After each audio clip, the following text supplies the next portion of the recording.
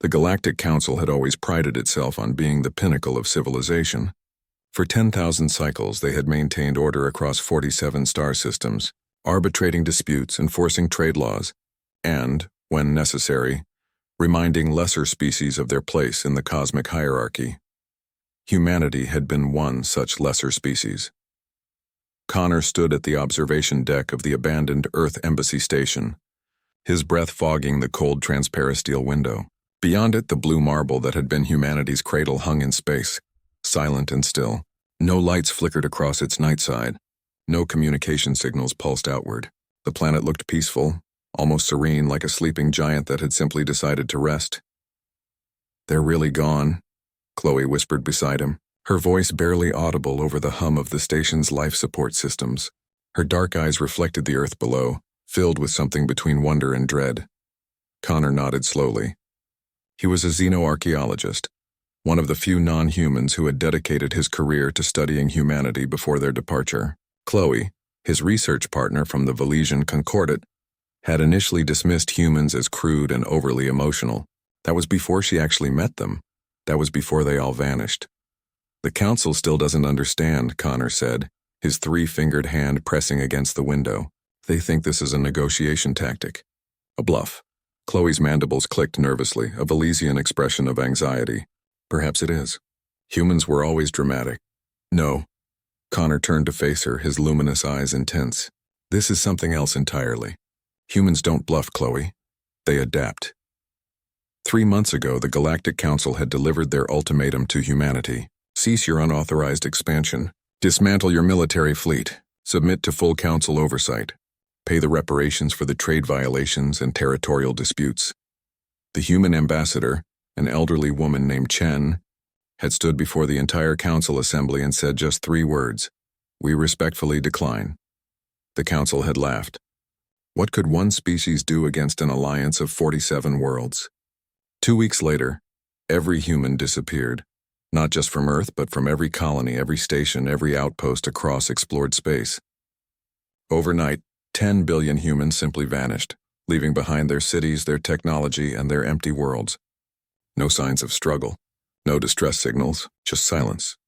Connor accessed his datapad, pulling up the reports he'd compiled. "Look at this. New Singapore colony. Population 2.3 million. They left everything. Food still on tables. Machinery still running. But no people. Mass evacuation," Chloe suggested, though her tone lacked conviction. "To where? Every human ship is accounted for, still in orbit or docked. Every known human settlement is empty. We've scanned 1,000 light years in every direction, nothing." Chloe's skin rippled, another sign of distress. "That's impossible. You can't move 10 billion people without anyone noticing." "The Council thought controlling humanity was impossible too," Connor said quietly. "They were wrong about that as well." He pulled up another file, one that made his blood run cold every time he reviewed it. 3 days before the disappearance, human networks went dark. No social media, no public communications, no chatter. "We thought it was a technical malfunction." It wasn't. They were coordinating. Coordinating what? An exodus.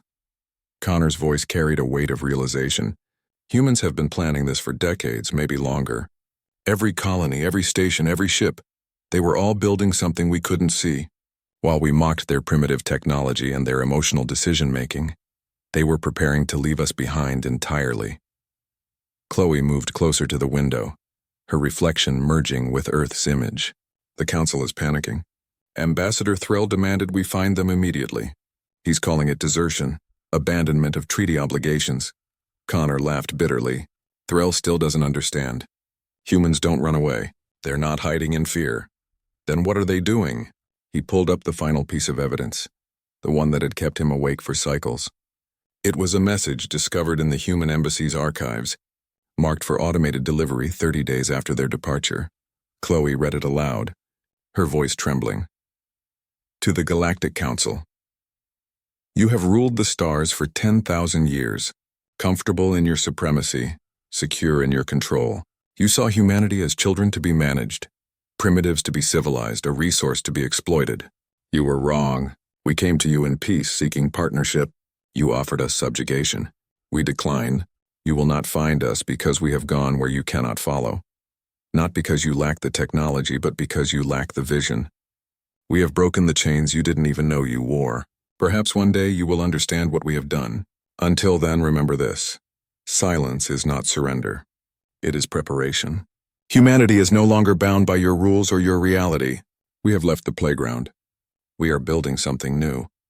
And when we return, if we return, it will be on our terms. Good luck, Council. You're going to need it.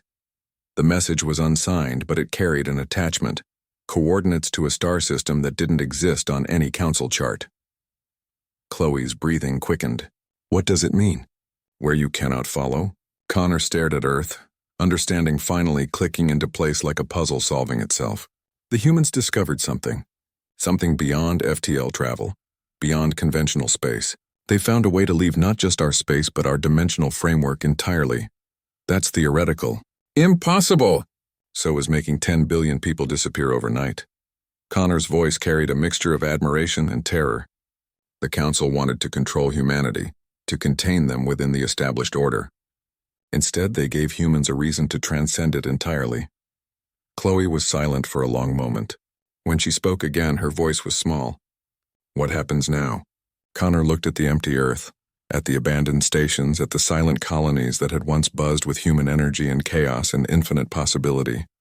Now, he said softly, now the Council learns what humanity has always known, that the greatest threat isn't the enemy who fights you. It's the one who simply walks away and builds something you can't even imagine. The Council wanted compliance. They got independence. They wanted control. They got evolution. He turned from the window, his expression grim. And somewhere out there, beyond our reach, humanity is doing what they do best.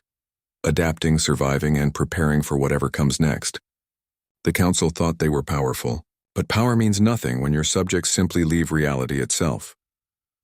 Chloe followed him as they walked toward the station's exit, leaving Earth to its empty vigil.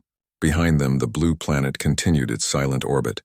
A tombstone for an age that had ended not with war, but with departure. The Galactic Council had finally learned fear, and humanity had taught them that the most terrifying thing in the universe isn't a species that fights back. It's a species that no longer needs you at all.